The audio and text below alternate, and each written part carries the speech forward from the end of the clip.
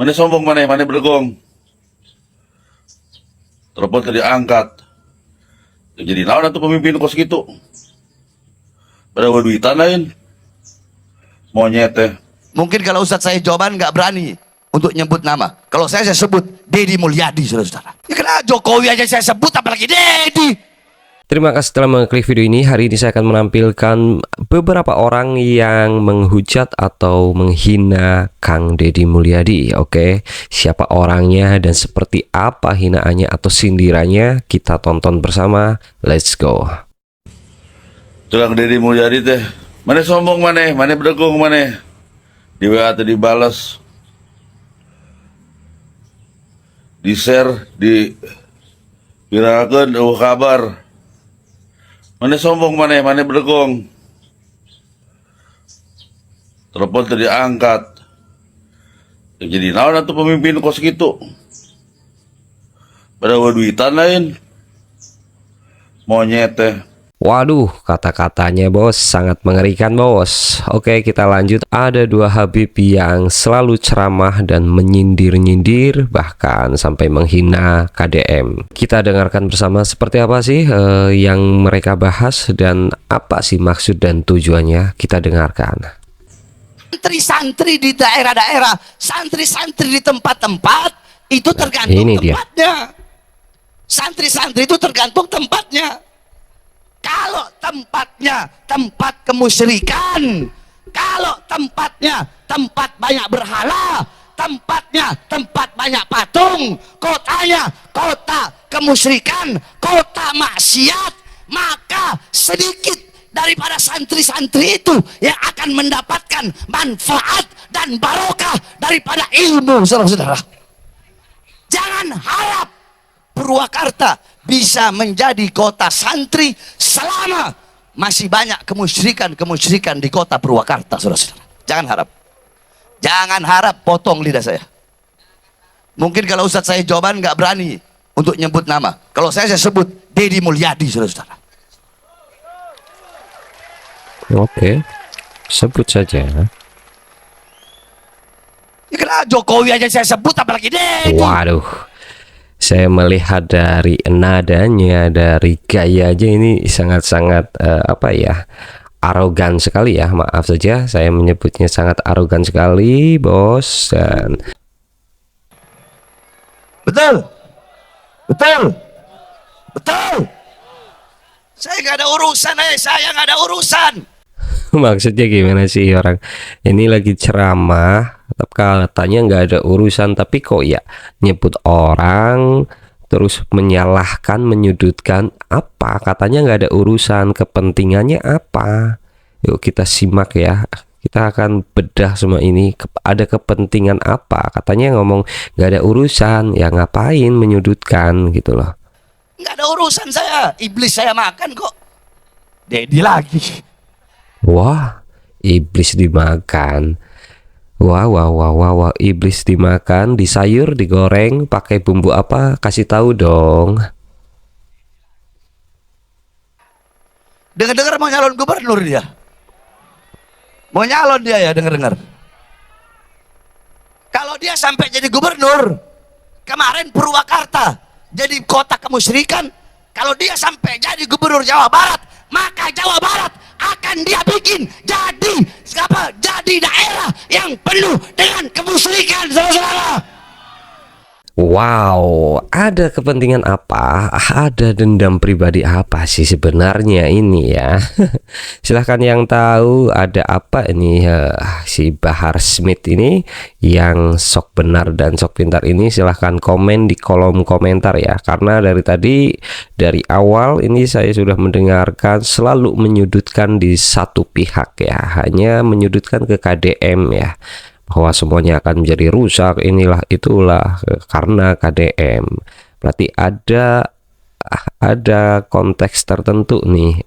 Otomatis ketika orang menyudutkan salah satu pihak, berarti ada keperluan tertentu atau ada urusan tertentu pada orang tersebut.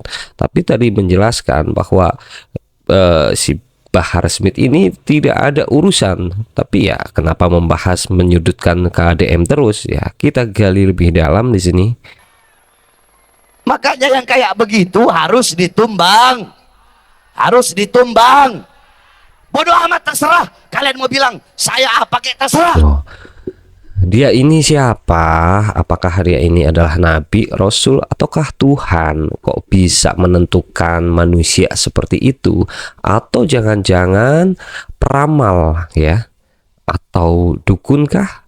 Ya, silahkan komen di kolom komentar kepada orang yang berceramah seperti ini. Saya ya orang awam ya, saya ingin bertanya pada yang tahu ini di sini sekalian. Silahkan komen, kasih tahu saya apakah dengan ceramah seperti ini dibenarkan, mencaci maki. Ini mencaci maki orang dan memprovokasi orang. Apakah cara ceramah seperti ini yang dibilang Habib, dan apakah Habib boleh berceramah seperti ini? Silahkan komen di kolom komentar. Kita gali lebih dalam maksud dan tujuannya apa. Kenapa saya tidak rela? Saya bukan orang Jawa Barat, saudara-saudara. Saya orang Sulawesi, tapi saya tinggal di Jawa Barat. Di mana saya ditinggal, di situ saya junjung, saudara-saudara. Di mana saya tinggal, jangankan tinggal, di mana kaki saya berpijak, maka di situ semua adalah saudara-saudara saya. Siapapun mereka, siapapun agamanya, apapun rasnya, apapun sukunya, apapun warna kulitnya, selama kaki saya menginjakkan kaki, kaki saya menginjak di tanah Indonesia, dimanapun wilayahnya, dimanapun kabupatennya, dimanapun kotanya, dimanapun daerahnya, maka saya akan berada di pihak rakyat untuk membela rakyat sampai titik darah penghabisan, saudara-saudara. Allahu Akbar. Siap lawan kemusyrikan, siap lawan kemusyrikan, siap lawan kemusyrikan. Allahu Akbar. Ini maksudnya apa? Lucu gak sih? Membela rakyat, tapi kenapa menyudutkan KDM? Salahnya di mana? Apakah KDM orang jahat? Duh, ini kebalik ya. Yang menjadi pejabat ini siapa? Yang ngurus-ngurus rakyat ini siapa? Apakah si Bahar Smith? Apakah warga Jabar merasa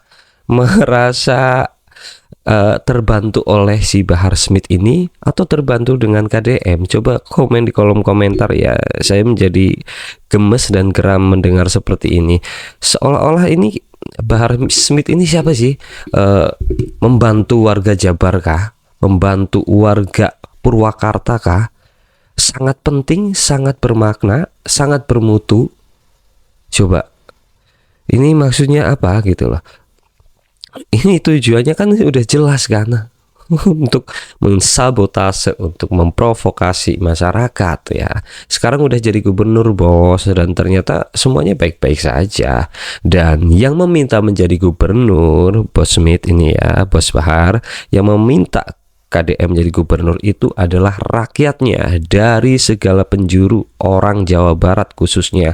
Mereka menginginkan KDM maju untuk menyalonkan gubernur, dan alhamdulillahnya sekarang terpilih ya. 50 juta orang Jabar ada di belakang KDM. Nah, terus keunggulannya Bahar Smith ini apa? Ceramah seperti ini menyudutkan bahwa seolah-olah Kang Deddy ini melakukan apa, kejahatan apa, kriminal apa. Apakah KDM ini memprovokasi orang untuk membenci Anda? Ya, atau kenapa nih? Punya salah apa KDM ini kepada Anda? Ya, lanjut kita gali lebih dalam ya. Apa sih arahnya kemana? Nggak jelas. Enak aja mau jadiin Purwakarta kota kemusyrikan, udah dijadiin malah. Untuk membela rakyat, Bahar Smith ini membela rakyat, rakyatnya enak. Kenapa? Rakyat Jabar, rakyat Purwakarta itu kenapa? Kok harus Anda bela-bela seperti itu? Bukankah dari dulu yang membela rakyat itu adalah KDM? Dari jalan, apakah Bahar Smith ini membangun jalan Purwakarta? Apakah Bahar Smith ini membangun jalan Jabar, Bandung ya khususnya? Apakah Bahar Smith ini memberi santunan-santunan kepada orang-orang miskin, rakyat-rakyat yang tidak mampu? Apa ini? Membela rakyat. Apakah, saya bertanya kepada rakyat Jabar, kepada rakyat Purwakarta, karena ini khususnya lagi membicarakan Purwakarta. Jadi apakah kalian semuanya warga Purwakarta merasa terbantu oleh Bahar Smith ini? Apakah warga Purwakarta merasa diperjuangkan oleh Bahar Smith? Apakah seberguna apa Bahar Smith ini di Purwakarta? Sepenting apa? Ya, silahkan dijawab di kolom komentar ya. Kita gali. Saya pengen ketawa ngakak tapi takut dosa ya. Jangan. Purwakarta kota San. Apa? Banyak anak buah yang nggak ada urusan. Bahkan nggak ada urusan. Bahar bin Smith nggak ada urusan. Saya udah nggak ada urusan. Saya nggak peduli. Saya mau masuk penjara kayak udah nggak ada urusan. Masuk penjara, masukin saya penjara. Pulang dari sini penjara. Astagfirullahaladzim. Saya nggak ada urusan, saudara. Mau masuk penjara? Ya, saya 13 kali masuk penjara. Keluar masuk, keluar masuk. Astagfirullahaladzim. Yang bilang musrik kan Anda sendiri. Anda yang memberikan statement Purwakarta kota kemusyrikan nih. Bagi warga Purwakarta, apakah kalian terima dengan perkataan Bahar Smith ini disebut-sebut sebagai kota kemusyrikan? Wow, sangat lantang sekali. Ya, yang dibilang tadi orang ini katanya kebal hukum ya. Aduh, kebal hukum. Kenapa orang yang seperti ini kok ya dibiarkan saja? Harusnya jangan dikeluarkan lah. Membuatlah efek jera sekapok-kapok mungkin ya. Jadi biar nggak ada nih yang berceramah tapi seperti ngajak perang. Ini ceramah atau ngajak ribut, ini nggak jelas nih konteksnya. Ada sesuatu apa gitu. Hati-hati aja Jawa Barat jadi kabupaten atau provinsi berhala, hati-hati. Nah, ini satu lagi, ini ketuanya satu lagi nih. Ada Habib Rizik ya. Oke, Rizik ini ya sama saja ya. Satu komunitas mungkin. Ini apa lagi? Hati-hati ya. Oke, kita dengarkan bersama ya orang-orang yang seperti ini ya. Kalian bisa menilai sendiri ya, lebih bermakna mana, lebih membantu siapa, dan lebih berguna yang mana ya, KDM atau para penceramah, para habib-habib seperti ini ya. Ayo semuanya nih, hati-hati nih Jawa Barat. Bu, mana ibu-ibu? Bu, angkat tangannya Bu. Hati-hati, ini di Jawa Barat ini sedang ada ala khatarin azim, sedang ada bahaya besar.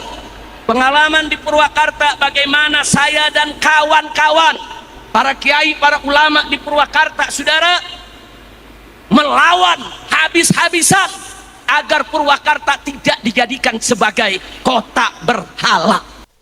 Ini disebut-sebut lagi, siapa yang akan menjadikan kota berhala? Ya aduh, ya Allah, mohon sadarkan ya orang-orang yang seperti ini. Jakarta tidak dijadikan sebagai kota berhala, saudara. Yang saya tidak mau terjadi di Jawa Barat ini, saudara, karena yang bersangkutan pernah mimpin Purwakarta dirubah jadi kota kiai, kota santri, menjadi kota berhala. Nggak boleh Jawa Barat dirubah menjadi provinsi berhala. Betul.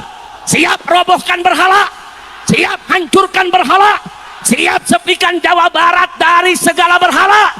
Takbir. Saudara, pilkada boleh kalah, tapi perjuangan Islam nggak boleh kalah. Betul. Pilkada kita kalah, tapi bukan berarti perjuangan Islam kita berhenti. Betul. Maksudnya? Siap tetap berdakwah, siap tetap beramal ma'ruf nahi munkar, siap untuk lawan kemusyrikan, siap untuk terus sebarkan Islam. Takbir. Di statement terakhir ini Habib Rizik membuka siapa sebenarnya dirinya ya. Terbongkar sudah, saya di sini akan menjelaskan. Coba diperhatikan, tadi ada perkataan, ada statement pilkada kita boleh kalah. Nah, ini sedang menyudutkan ke KDM ya. Berarti pilkada boleh kalah. Apakah Habib Rizik ini kemarin ikut mencalonkan gubernur Jabar? Kan enggak. Ketika kita udah tahu Habib Rizik ini tidak mencalonkan gubernur Jabar, berarti ada sesuatu nih, atau ada yang menunggangi kah? Ada apa sebenarnya kok membahas pilkada boleh kalah hingga akhirnya seperti ini? Berarti kan karena kekalahan itu hingga akhirnya murka. Siapa sih? Siapa yang kalah gitu loh. Silahkan komen di kolom komentar bagi yang paham dengan kata-kata Habib Rizik yang terakhir ini ya. Terima kasih yang sudah menyempatkan waktunya untuk menonton video ini. Maaf jika ada kata-kata yang salah atau kurang berkenan, saya minta maaf sebesar-besarnya. Sampai jumpa kita di video berikutnya. Bye.